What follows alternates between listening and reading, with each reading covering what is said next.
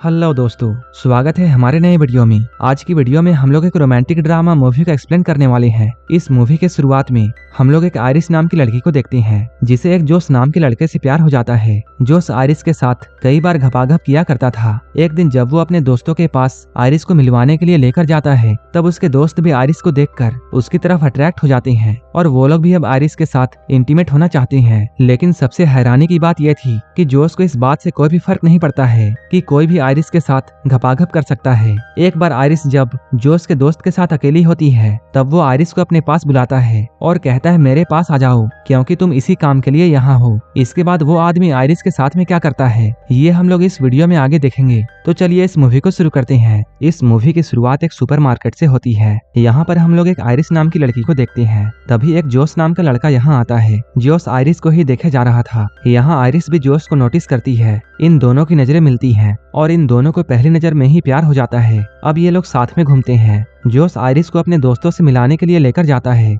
यहाँ आयरिस उससे बोलती है तुम्हारी दोस्त कैट मुझे बिल्कुल भी पसंद नहीं करती है। जोश कहता है कैट ऐसे ही है, इसलिए तुम उसकी बातों का बुरा मत मानो। इसके बाद ये लोग अंदर जाकर कैट से मिलते हैं। यहाँ इनके दोस्त पैट्रिक और इलाई भी आए हुए थे। ये सभी लोग अभी जिस घर में थे, ये घर सरगे का है। वैसे तो सरगे कैट का बॉयफ्रेंड था, लेकिन आयरिस को देखने के बाद अब उसकी निगाहें आयरिस पर पड़ जाती हैं। आयरिस और जोश काफी लंबे सफर से आए थे, इसलिए आयरिस ऊपर जाकर शावर लेती है। इसके बाद जब ये सभी लोग बैठे हुए थे, तभी पैट्रिक अपनी और इलाई की कहानी सुनाता है कि वो लोग एक दूसरे से कैसे मिले और उन्हें भी पहली नजर में ही प्यार हो गया था। उनकी कहानी को सुनने के बाद आयरिस कहती है मेरी भी कहानी कुछ इसी तरह है। आयरिस जब अपनी बातों को बोल रही थी, तभी वो नोटिस करती है उनका कोई भी दोस्त उसकी बातों पर ध्यान नहीं दे रहा था। यहीं पर हम लोग सरगे के बारे में जानते हैं। सरगे कई सारे इल्लीगल काम भी करता है। यहाँ पर कैट आयरिस से ये कहती है सरगे के पास सब कुछ है और उसकी तो एक सुंदर बीबी भी है। मैं तो बस उसकी टाइम पास हूँ। उसका जब भी मूड बनता है वो मेरे साथ इंटीमेट होता है। कुछ देर के बाद ये सभी लोग यहाँ डांस करने लगते हैं।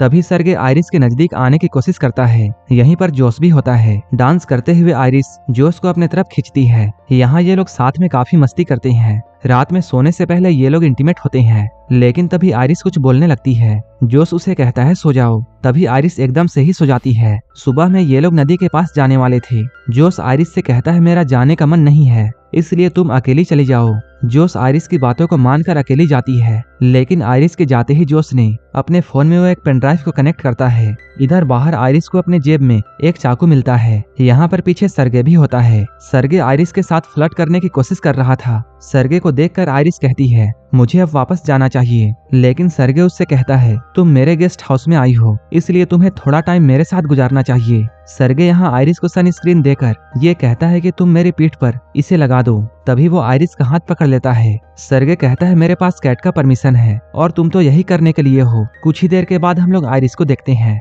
जो कि खून में पूरी तरह लथपथ थी। आयरिस कहती है मैंने उसे रोकने की कोशिश की, लेकिन वो नहीं रुका और वो मेरे साथ जबरदस्ती करने वाला था। वो मुझे गला घोंटकर मारना चाहता था, इसलिए मुझे उसे मारना पड़ा। ये सुनकर जोश आयरिस से कहता है सो जाओ। तभी आयरिस अचानक सो जाती है। यहीं पर हम लोग ये समझ पाते हैं आयरिस कोई इंसान नहीं बल्कि एक रोबोट है। अब इन लोगों ने आयरिस को बांध दिया। ये लोग आपस में ये बातें करते हैं हम लोग पुलिस को साफ साफ कह देंगे कि सरगे के साथ सारा कुछ इसने किया है। यहाँ पर जोश इलाई से कहता है तुम बाहर जाकर पुलिस को फोन करो और मैं आयरिस को लास्ट बार गुड बाय कहना चाहता हूँ। इसके बाद वो आयरिस को ऑन करता है। ऑन होते ही आयरिस पूछती है तुमने मुझे बांध कर क्यों रखा है और मेरे साथ ये सब क्या हो रहा है। जोश यहाँ आयरिस को सब कुछ सच बताता है। वो कहता है तुम एक रोबोट हो और मैंने तुम्हें अपने लिए खरीदा था। तुम्हारी सारी की सारी फीलिंग्स बस प्रोग्रामिंग है। यहाँ पर जोश उसे अपने फोन से कंट्रोल करके उसे बताने की कोशिश करता है कि तुम सच में एक रोबोट हो, लेकिन आयरिस उसकी बातों पर विश्वास नहीं करती है। वो कहती है मुझे मेरी पूरी जिंदगी याद है। जोश कहता है वो सब भी आर्टिफिशियल झूठ है और ना ही हम लोग किसी सुपरमार्केट में मिले थे, बल्कि तुम्हें तो मेरे घर में डिलीवर किया गया था। अब हम लोग उस वक्त को देखते हैं जब आयरिस जोश को दी जा रही थी। कंपनी वाले जोश से ये कहे थे कि ये रोबोट बिल्कुल सेफ है, ये कभी भी किसी इंसान या फिर किसी जानवर को हर्ट नहीं कर सकती है और ना ही ये कभी आपसे झूठ बोलेगी। यहाँ तक कि आप इसे अपने तरीके से कस्टमाइज भी कर सकते हैं। आप इसके साथ जो भी कुछ करना चाहें वो सब कुछ आप कर सकते हैं और जब भी आप इसे रिसेट करना चाहें तब इसके कान के पीछे अपना थंब स्कैन कर देना होगा। इसके बाद जोश आयरिस के सामने बैठकर उसके अंदर लव वाला फीलिंग डेवलप करने लगता है, जिससे आयरिस को ऐसा लगता है जोश उसका बॉयफ्रेंड है और अब वो जोश को अपना सब कुछ मानती है। वो उसके साथ कई बार इंटीमेट भी होता है, लेकिन अब जोश ने आयरिस को सब कुछ बता दिया था। वो कहता है तुम्हारी सारी फीलिंग्स प्रोग्रामिंग है। ये सुनकर आयरिस रोने लगती है। आयरिस कहती है मैंने मान लिया कि मैं एक रोबोट हूँ, लेकिन फिर भी मैं तुमसे प्यार करती हूँ और मैं तुम्हारे साथ रहना चाहती हूँ। लेकिन तभी वहाँ पर कैट आती है। कैट जोश से कहती है इसे बंद करो, लेकिन जोश आयरिस को बंद करने के बजाय कैट से बातें करने लगता है। कैट कहती है ये हमारा प्लान नहीं था, तुमने उसे दोबारा ऑन क्यों किया? जोश कहता है मैं बस लास्ट बार उसे गुड बाय कहना चाहता था। यहीं पर हम लोग ये जानते हैं ये सारा का सारा कुछ जोश और कैट का प्लान था। इन दोनों ने मिलकर आयरिस के सेटिंग के साथ छेड़छाड़ की थी ताकि वो सरगे को मार दे। लेकिन इधर आयरिस पास में पड़े हुए चाकू की तरफ बढ़ती है। जब जोश उसे बंद करने के लिए उसके पास में आता है, तब आयरिस उसे जोर से एक मुक्का मारती है। कैट ये सब देखते रह जाती है। इसके बाद आयरिस जोश का फोन लेकर यहाँ से निकल जाती है। अब जोश ये सारी बातें इलाई को बताता है। वो कहता है मैंने ही आयरिस के सेटिंग के साथ में छेड़छाड़ की थी ताकि वो सरगे को मार दे और उसका सारा का सारा पैसा हमारा हो जाए। इसके बाद ये लोग इस पैसे में एक हिस्सा इलाई को भी देने की बातें करते हैं। इलाई कहता है तब तो एक हिस्सा पैट्रिक का भी होना चाहिए। जोश कहता है पैट्रिक का कैसे? यहीं पर हम लोगों के सामने एक और बड़ा खुलासा होता है कि पैट्रिक भी एक रोबोट है। ये लोग बातें करते हुए पैसों का 3 हिस्से करने के लिए मान जाते हैं, लेकिन पुलिस के आने से पहले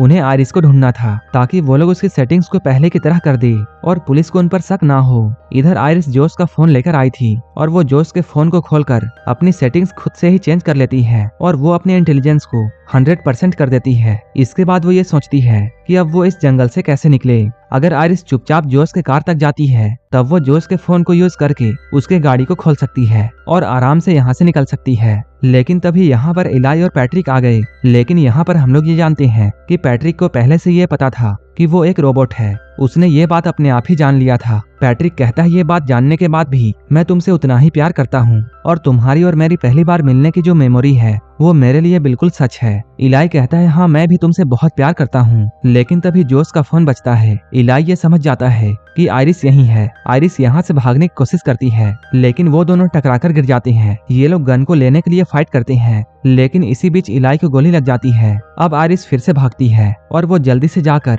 जोश के कार में बैठ जाती है, लेकिन ये कार बिना जोश के वॉइस कमांड के ऑन नहीं हो सकती है। इसके बाद आयरिस अपने कंट्रोल में जाकर अपनी आवाज चेंज करने की कोशिश करती है। तभी बाहर जोश एक पत्थर उठाकर कार के शीशे को तोड़ने की कोशिश करता है। ये शीशा टूटने ही वाला था, लेकिन तभी कार चल जाती है। अब आयरिस जोश को पीछे छोड़कर यहाँ से निकल जाती है। इधर जोश अंदर आकर सरगे का फोन ढूंढने लगता है। उसने सरगे के फोन से अपने कार चोरी होने की कंप्लेन कर दी। तभी कार साइड में लगकर अपने आप बंद हो जाती है और इसके दरवाजे भी अपने आप लॉक हो गए। इसके बाद जोश आयरिस को कॉल करता है। वो कहता है बेबी अभी भी कुछ भी नहीं बिगड़ा है, तुम मेरे पास आ जाओ और हम लोग मिलकर सब कुछ ठीक कर देंगे। हम लोग सारा का सारा ब्लेम पैट्रिक पर डाल देंगे कि उसने ये सब किया है। लेकिन आयरिस ने अपने इंटेलिजेंस को इतना बढ़ा दिया था कि वो जोश के झांसे में आने वाली नहीं थी। आयरिस कहती है तुमने मुझसे मर्डर करवाया है। इसके बाद आयरिस उससे ब्रेकअप कर लेती है। इसके बाद जोश पैट्रिक के पास में जाता है। वो इलाई के थंब प्रिंट से पैट्रिक को रीसेट करता है और वो पैट्रिक को अपने से कनेक्ट कर लेता है। अब पैट्रिक को इलाई के जगह में जोश दिख रहा था। इसके बाद जोश सेटिंग में जाकर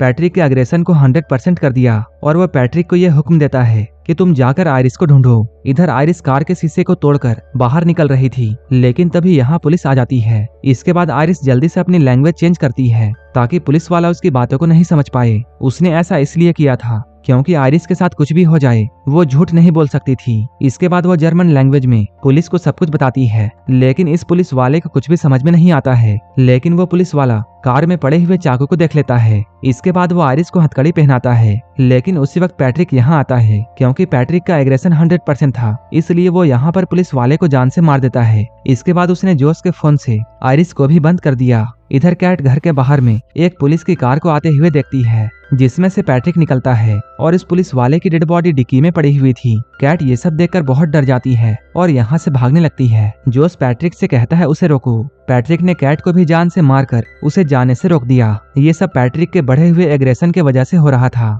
इसके बाद हम लोग जोश को देखते हैं, जो कि आयरिस के साथ में टेबल में बैठकर उसके साथ खाना खा रहा था। उसने आयरिस को ऑन किया था। जोश कहता है मैंने ये बात नहीं सोचा था कि तुम इतना कुछ कर जाओगी। तुमने इलाई को मार डाला और तुम्हारी ही वजह से कैट की भी जान चली गई। आयरिस कहती है नहीं, मैंने ऐसा कुछ नहीं किया है, ये सब तो तुम्हारा किया हुआ है। तुम सारा का सारा ब्लेम मुझ पर नहीं डाल सकते हो। आयरिस कहती है तुम बहुत बुरे इंसान हो और तुम बहुत कमजोर हो, तुम पूरी दुनिया को गलत समझते हो। आयरिस अभी ये सब बातें बोल ही रही थी तभी जोस अपने फोन को लेकर उसके इंटेलिजेंस को 0 कर देता है। जोस कहता है तुम बोलती हो कि तुम्हें दर्द फील होता है, तो आओ हम लोग टेस्ट करें। वो आयरिस के हाथ को जलते हुए कैंडल के ऊपर रखता है। उसी वक्त जोस के पास में आयरिस को बनाने हुए कंपनी से कॉल आता है। वो लोग यहाँ आ रहे थे। इधर आयरिस का हाथ जल चुका था। तब जोस ने कैंडल को बुझाकर उसके हाथ में गन थमा दी और वो आयरिस को ये ऑर्डर देता है कि तुम अपने आप को गोली मारो। इसके बाद आयरिस उसकी बातों को मानते हुए अपने आप को शूट कर लेती है। इधर कुछ ही देर के बाद आयरिस को लेने के लिए उसके कंपनी वाले आते हैं।